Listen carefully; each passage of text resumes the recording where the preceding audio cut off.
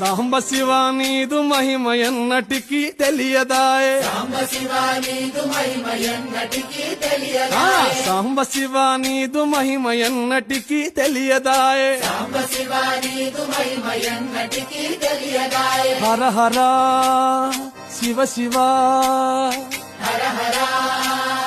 శివ శివ ఆ, గంగా జలము తెచ్చి నీకు అభిషేకము చేతునంటే జలము తెచ్చి నీకు అభిషేకము మరి చేతునంటే గంగ జలమున చేప కప్పల ఎంగిలంటున్నావు శంభో ఆహా. శివ శివ హర హర శివ శివ ఆ, సాంబ శివ నీదు మహిమ ఎన్నటికీ తెలియదాయే శివ శివ ఆ,